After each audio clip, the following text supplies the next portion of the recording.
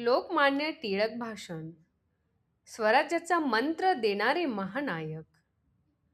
स्वराज्य हा माझा जन्मसिद्ध हक्क आहे. या एका घोषणेने भारतीयांच्या मनात स्वातंत्र्याची ज्वाला पेटवणारे महान राष्ट्रनेते म्हणजे लोकमान्य बाळ गंगाधर टिळक. त्यांच्या संघर्षाची आणि कार्याची ही प्रेरणादायी कहाणी. प्रस्तावना. भारताच्या स्वातंत्र्य संग्रामातील एक ध्रुव तारा, ज्यांनी स्वराज्य हा माझा जन्मसिद्ध हक्क आहे आणि तो मी मिळवणारच हा सिंहनाद करून करोडो भारतीयांच्या मनात स्वातंत्र्याची ज्योत प्रज्वलित केली, ते म्हणजे लोकमान्य बाळ गंगाधर टिळक. त्यांचे जीवन, त्यांचे कार्य आणि त्यांचे विचार आजही आपल्याला प्रेरणा देतात. आज आपण त्यांच्या कार्याचा आढावा घेणार आहोत. बाळ गंगाधर टिळक. एक परिचय. 23 जुलै 1856 रोजी रत्नागिरी जिल्ह्यातील चिखल गावात जन्मलेले बाळ गंगाधर टिळक हे एक असामान्य व्यक्तिमत्व होते. त्यांचे शिक्षण पुण्यात झाले. गणित आणि संस्कृतचे ते प्रकांड पंडित होते. पण केवळ विद्वत्ता हा त्यांचा गुण नव्हता, तर समाजासाठी काहीतरी करण्याची तीव्र इच्छा त्यांच्या मनात होती. त्यांनी फर्ग्युसन कॉलेजमध्ये प्राध्यापक म्हणूनही काम केले, पण त्यांचे मन स्वातंत्र्य लढ्यात रमले होते. स्वराज्य हा माझा जन्मसिद्ध हक्क आहे. 1916 साली बेळगाव येथे त्यांनी उच्चारलेले हे शब्द केवळ एक घोषणा नव्हती, तर ते भारतीयांच्या मनात खोलवर रुजलेले एक बीज होते.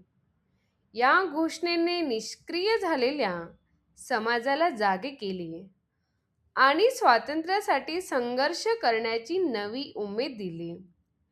टिळकांनी गणेशोत्सव आणि शिवजयंती यांसारख्या सार्वजनिक उत्सवांना लोकजागृतीचे माध्यम बनवले, ज्यामुळे लोकांना एकत्र आणणे सोपे झाले.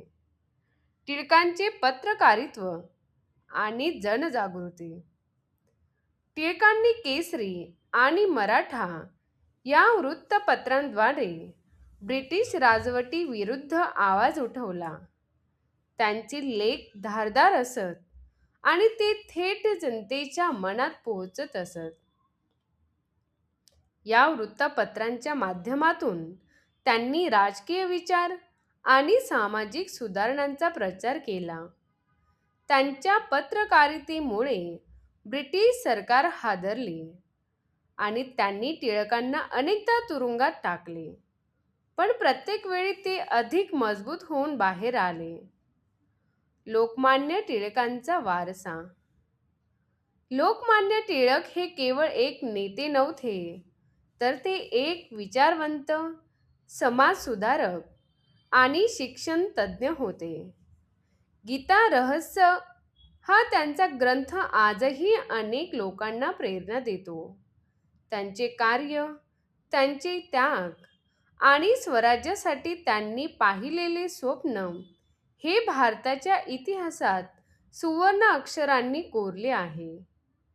त्यांनी भारतीयांना आत्मविश्वासाने जगण्याची शिकवण दिली. निष्कर्ष.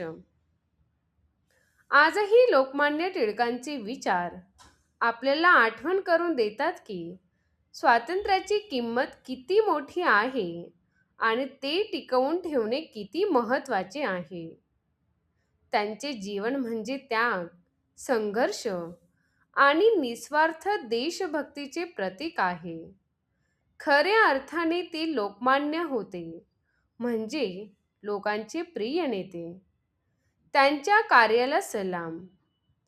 स्वराज्य हा माझा जन्मसिद्ध हक्क आहे हा मंत्र आजही आपल्याला आपल्या हक्कांसाठी लढण्याची प्रेरणा देतो.